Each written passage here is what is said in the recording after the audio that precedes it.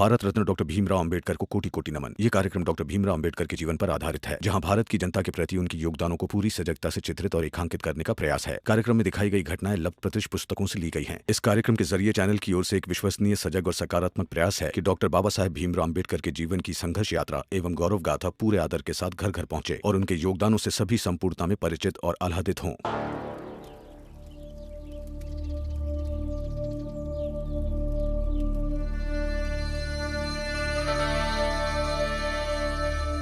बाला, तुम चिंता मत करो और ना ही बुरा माना करो। मैं जानती हूँ तुम्हारे बाबा खिलाफ ही रहेंगे, मगर क्या कर सकोगे? हार तो नहीं मान सकते ना। हाँ, मैं बस इतना चाहती हूँ कि जैसे इतने सालों से मैं इस घर में लड़ती आई हूँ, वैसे बेचारी करुणा ना लड़े। और इस बात का ध्यान तुम्हें रखना होगा। नहीं आई, करुणा के साथ मैं खड़ा रहूंगा। अब बहुत हो गया। करुणा चाहे सही रहे या गलत रहे, मैं उसका साथ दूंगा। जैसे इस घर में भीम और रमा चाहे सही हो चाहे गलत हो एक दूसरे का साथ देते हैं ना, वैसे ही मैं भी दूंगा।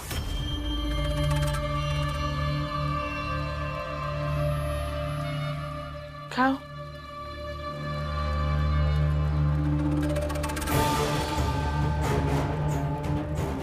वाह, एक और सशक्त हथियार तैयार हो गया।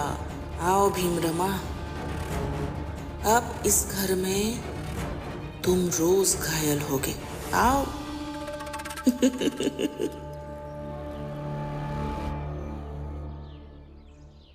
ये लिख के दिया है, ये सारा कुछ है तो लाइसेंस मिल जाएगा।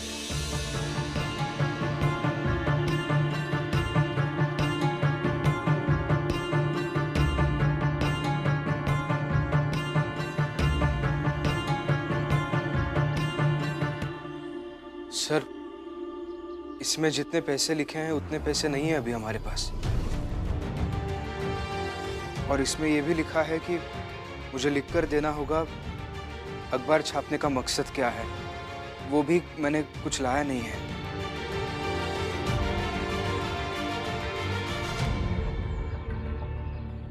मैं कल सब लेकर आऊंगा।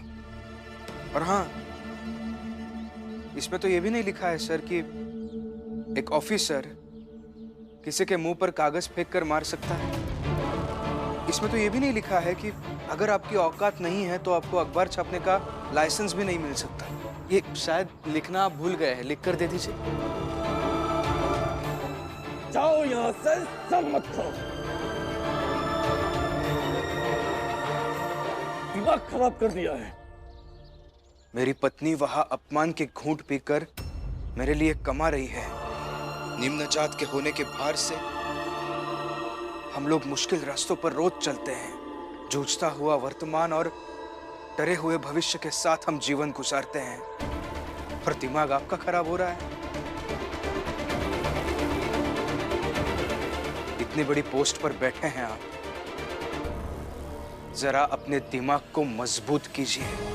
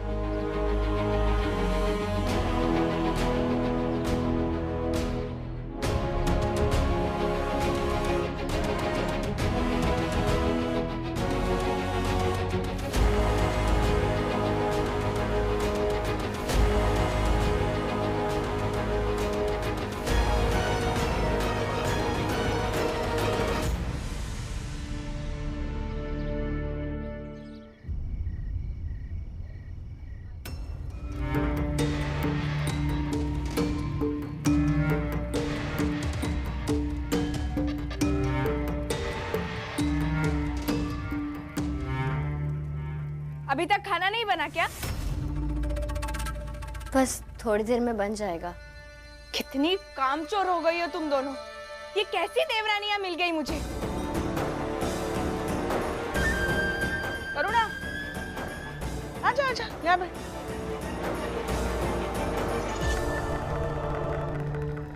आजा आजा बैठ।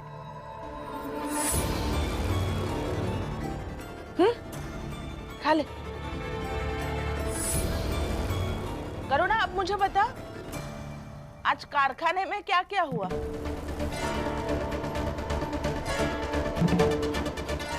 बता। आई, मजा आ गया। कल रात में मैंने सोचा था इन दोनों की जिंदगी में दूसरा मेघनाद बनना है।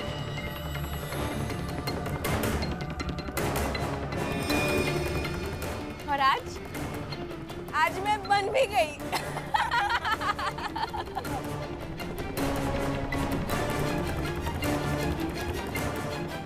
और ये छोटी वाली जो है ना, वो मुझे माफ कर दो, माफ कर दो, माफ कर दो कह रही थी और मुझे बहुत मजा आ रहा था। मैनेजर साहिबा, मुझे माफ कर दीजिए। मैनेजर साहिबा, मुझे माफ कर दीजिए। अरे मजा तो आएगा ही ना। मुझे तो सुनकर ही इतना मजा आ रहा है, तुझे तो मजा आया ही होगा।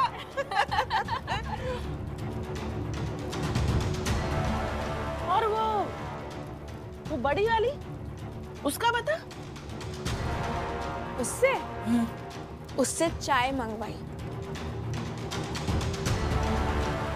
और चाय में उसकी अकड़ को घोलकर पी गई।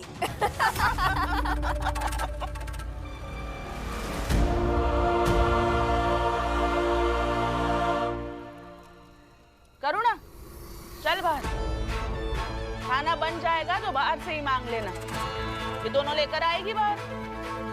अब यहाँ जेठानी नाराज होगी तो वहाँ कारखाने की मैनेजर भी तो नाराज होगी।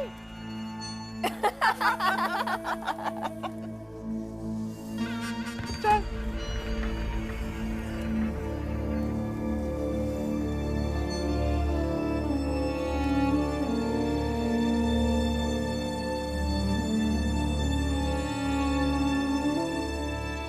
रमा, रमा, तुम रो क्यों रही हो? रमा, तुम तो बहादुर हो। अगर तुम ऐसे रोगी तो मेरा क्या होगा? दीदी, आज मैं पहली बार ऐसे रो रही हूँ। जैसे मैं जानती ही नहीं हूँ कि मैं क्यों रो रही हूँ, जबकि मैं जानती हूँ कि आई और दीदी वही बातें करेंगी जिससे मुझे दुख हो सके। मैं जानती हूँ कि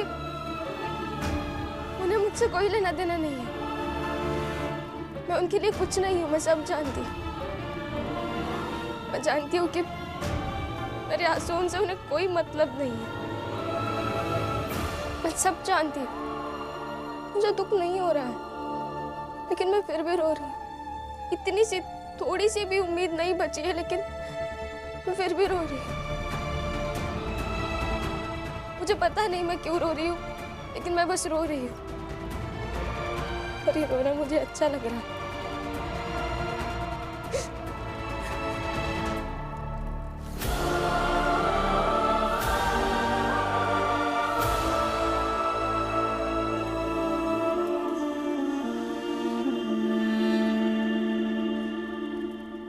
शांत हो जाओ। रमा, तुम्हारे ये आंखें सिर्फ तुम्हारी जिम्मेदारियां नहीं संभालती है, बल्कि मेरी हिम्मत और भीम भाव का हौसला भी संभालती है। तुम्हारे आंसुओं के जिम्मे कई सारी जिम्मेदारियां हैं, इसलिए कह रही हूं, मत रो।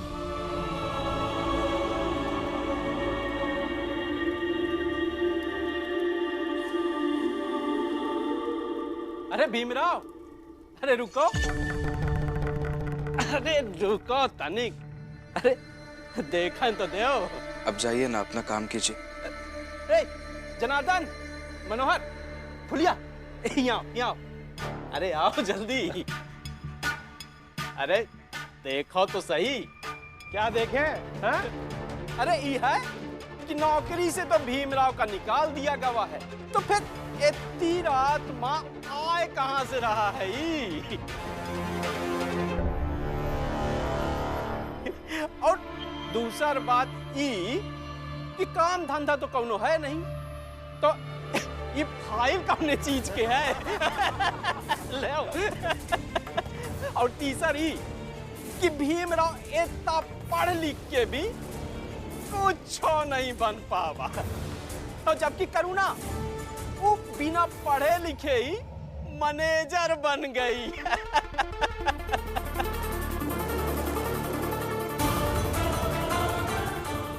तो भीमराव ये बताओ कि पढ़ाई लिखाई जरूरी है कि अनपढ़ रहे में फायदा है? अरे बताओ ना। हाँ बताओ। अरे बताओ भीमराव, बताओ।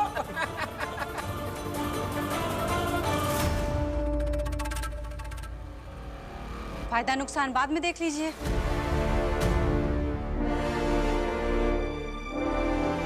इसे जाने दीजिए।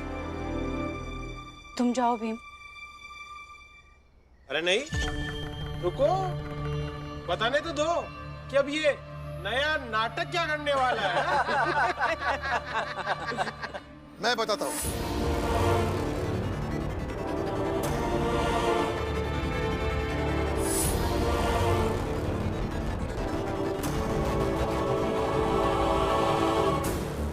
मेरा बेटा एक नया अखबार खोलने की तैयारी कर रहा है।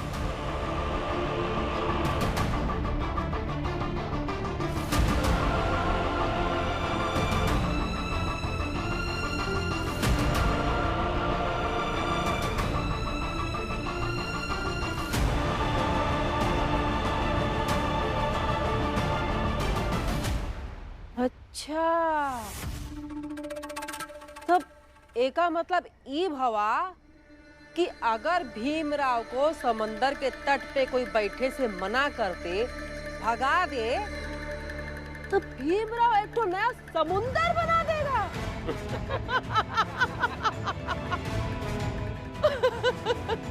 हाँ, क्यों नहीं? मेरे भाई भीमराव की तो बात ही अलग है, वो नया समंदर भी बना देगा।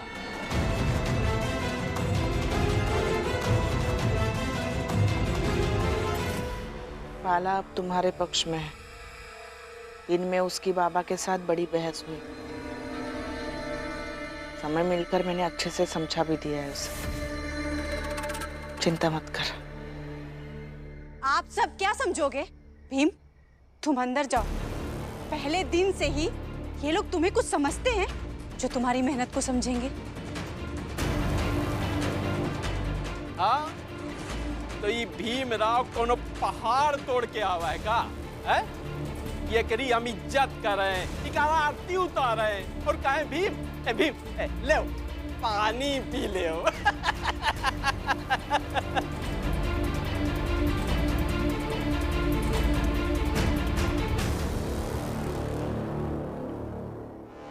भीम भैया, पानी।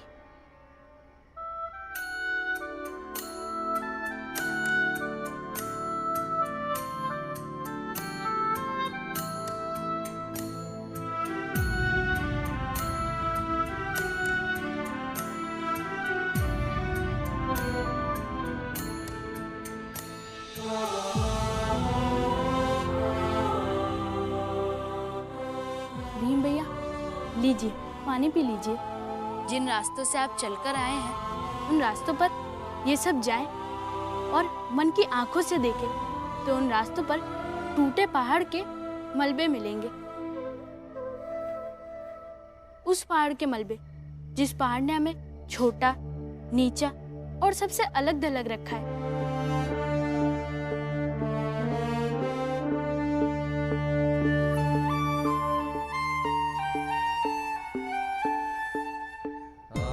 भीम भैया, आपने बहुत मेहनत की है, वर्षों से कर रहे हैं, आज भी कर रहे हो, और आगे भी करते रहोगे। लीजिए, पानी पी लीजिए।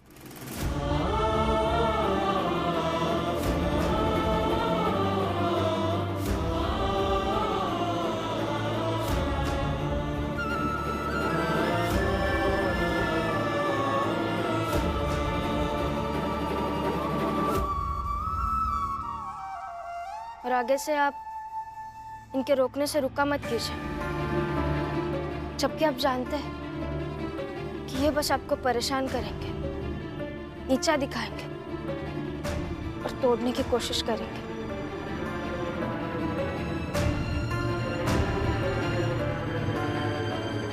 कोई बात नहीं रमा, 1000 लोग तोड़ दे तो तोड़ दे, मगर कोई एक ऐसा भी हो जो कभी पानी लाकर, कभी समझकर, कभी कुछ कहकर या कभी बिना कहे ये जताए कि वो मुझसे बहुत प्यार करता है।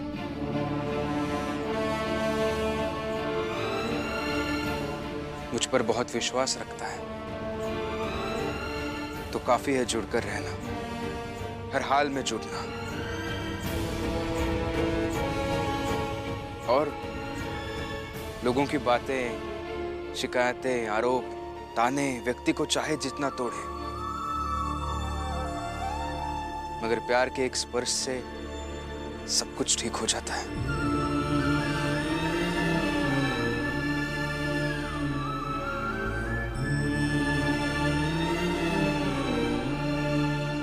जैसे दीपक ने एक गिलास पानी लाया, दिन भर की थकान मिटा दी। धन्यवाद दीपक।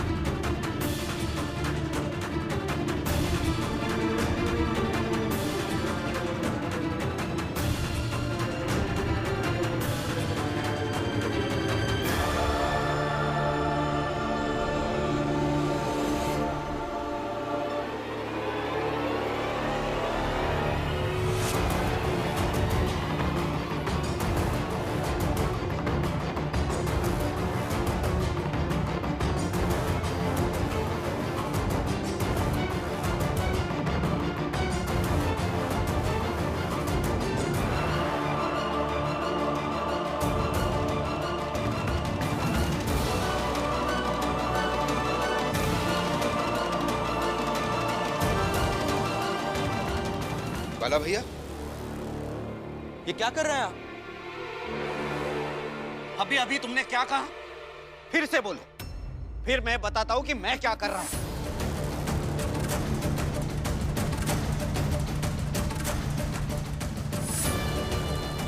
लेकिन बाला भैया, ये क्या तरीका है? रमा, दो मर्दों की बातें हो रही है ना, तो होने देना। क्यों बोल रही है बीच में? मैं बोल रही हूँ क्या? बाला,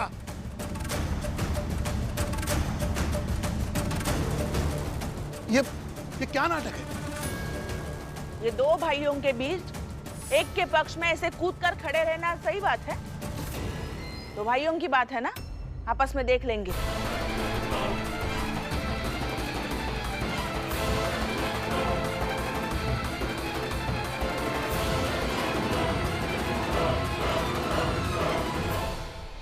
आपको कोई दिक्कत है क्या बाला भैया? कुछ कहना चाहते हैं क्या? तो अच्छी तरह से बात कर लेते हैं। ये क्या तरीका है? पहले अभी अभी जो तुमने कहा है वो फिर से बोलो, फिर मैं बताता हूं। बोलो दोबारा। मैंने इतना ही कहा कि लोगों की बातें, शिकायतें, आरोप, ये सब व्यक्ति को चाहे जितना तोड़े, मगर प्रेम का एक स्पर्श सब कुछ बदल देता है। जैसे दीपक ने एक गिलास पानी लाया, मेरी दिन भर की थकान मिटा दी, और मैंने इसे कहा धन्यवाद दीपक। यही दीपक, धन्यवाद दीपक कहकर किस पर कटाक्ष कर रहे थे?